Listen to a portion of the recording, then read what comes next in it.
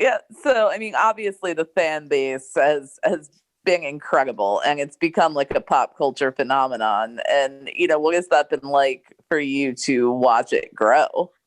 It has been a really exciting and surprising thing for me because the Canadian community is a much smaller community. There are only so many folks here, so many eyes for the TV, and we were doing well here. People liked us, people were supportive, but there's a different energy when you bring things to like the States where the fan bases are just, they're times 10. The extremeness with which people support the show is um, it's so visceral. Like when we did our show in Detroit, we had so many screaming fans shouting our catchphrases back at us, and we were not used to that at all. And it was really a cool experience. And I'm hoping to have a lot more of them in the future.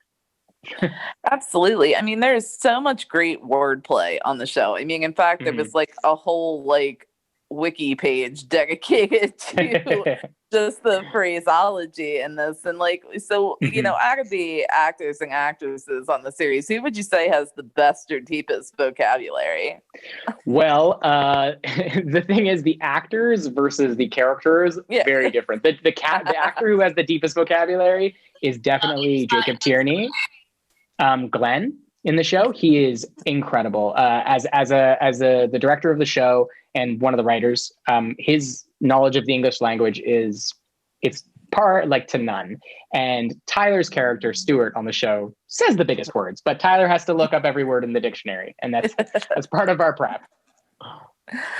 So, I mean, you guys get along so well together as a cast. I mean, the chemistry is apparent, and that's obviously, what makes it work. And, is a lot of the comedy, is any of it ad-libbed, or do you guys kind of go off of script? I mean, how is it working together with that? Well, I mean, I already miss not having Tyler here with me in this interview. He's so good at answering questions, and playing off each other is the most natural thing in the world for me.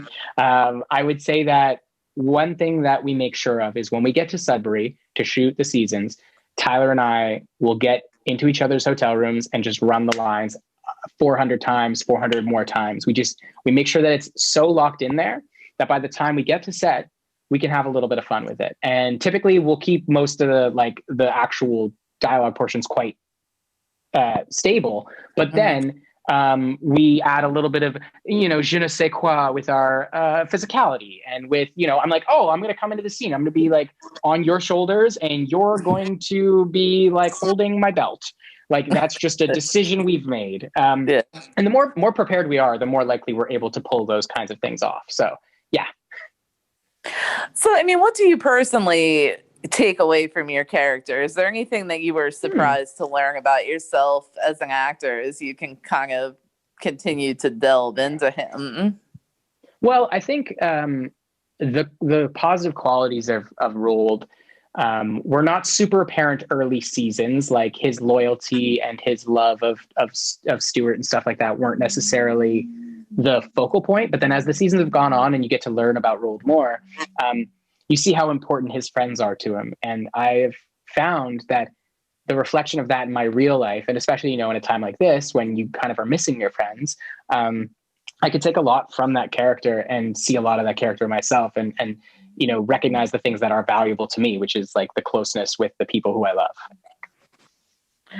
So, I mean, how happy are you with the way the characters developed over the course of the series? Is there a place that you'd like to see him go now?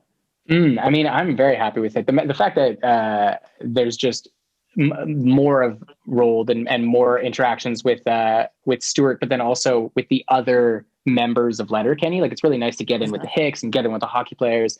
I would love to see that to continue. I'd love to see us to interact with all the other groups and stay part of the group and not necessarily go back to our supervillain role like in early seasons. But I would also like to see a little bit more maybe a few more independent moments from Roald, like where he starts a Menergy spa or something like that. Something for Stuart to kind of rail against, because when Roald ever tries to seek independence, Stuart does come against him a little bit, and the grading is an interesting quality there. So, I mean, what fans seem to love, even Mm, myself included, about the series is that it's so inclusive of all mhm, people and all stereotypes and all of that. Can you talk about that a bit and its mhm. importance? And, I think that that's what, people are able to relate to so much. Sure. Yeah, I think that a lot of that comes from, first of all, Jared Kiso accurately representing what it's like to live in a small town and have actual people there, even though a lot of us are presented in kind of like almost cartoonish size. The reality is like all people, all sorts of people are from small towns, like everyone, and all sorts of genders, non-binary, like all sexualities, all everything is represented in small towns all across North America. And Tierney, coming from like Montreal, has quite a big hand in the writing as well. And I feel like they're just really good at nailing like that everyone has the same but different issues, and like but the fact that all of those issues exist and can be represented in just 5,000 people. Like you don't need to go Mhm. that far out to see everyone and see every type of person. So, I mean, with plans for obviously season 10 and 11 having been Mm-hmm. revealed, that, obviously COVID put a little bit of a damper on Yeah, the production unfortunately. schedule for that and everything. Where does that stand right now? Is there any ideas for where the story is going to go? Well, I mean, we don't get a ton of information before we get the scripts. The first inkling we get is when costumes call us and say, "Oh, you're going to be wearing like a bowler hat, and you're going to have a cane this season," and then you just kind of try and guess what's going to happen. And then Kisa will send some texts just to let you know, like, "Oh, you guys are gonna have Glenn this season, or you guys are gonna have a DJ set. So watch these videos." Um, Mm. but we actually don't know the firm what's happening. Like I have no idea what's going to happen until probably sometime like April when I get the scripts is my guess. And then I'll have to learn them real quick and then make some pretty harsh decisions. Yeah. I mean, just, from speaking with some of the other cast members and Mm, everything as well, I mean, it's wonderful to see the trust that you guys have in the writers and producers yeah. because, and also, I'm sure it makes it interesting for you as an actor to never quite know, what's coming. It could be unexpected, like you have no idea what's coming Yeah, down the pipeline. absolutely. But you also know it's going to be funny. Like whatever it is, I know it's going to be weird. I know because the skids are involved, it's going to be strange, but it's going to be funny, and they're gonna trust us to bring it to life, which is like the greatest honor. So Absolutely. So, what's the biggest challenge working on the show? the biggest challenge working on the show is really just the I think because the show has done such an effective job of shooting so efficiently with such a small budget. The expectation for us to continue doing that is there. So we have the tightest schedule of almost any TV show, I think, in the world. Like uh, we have 21 days to shoot 7 episodes, which is unheard of. And we've done things where like, we had to get Sarah Gadden out in season 3. She's only there for 4 days. So we shot 3 full days, which was our entire 7 episode season back to back in the basement. And it was like, I don't know, 18, 19-hour days, which aren't even Wow. that long considering that it's the whole season. So it was like, because that expectation has been placed on us, now we're expected to fulfill it every single year.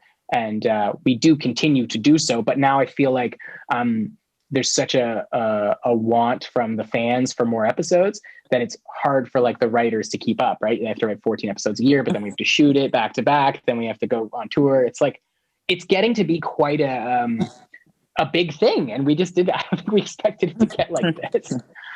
Yeah. So, I mean, what is the difference between, I mean, obviously there's a big difference between doing Yeah. the live show and, Mm-hmm. filming everything. And it's not often that I mean, people love the table read kind of Mm-hmm. stuff and everything. And obviously that gives you more interaction with the fan base directly as you're Yeah. seeing them right in your face. Is there one that you prefer over the other?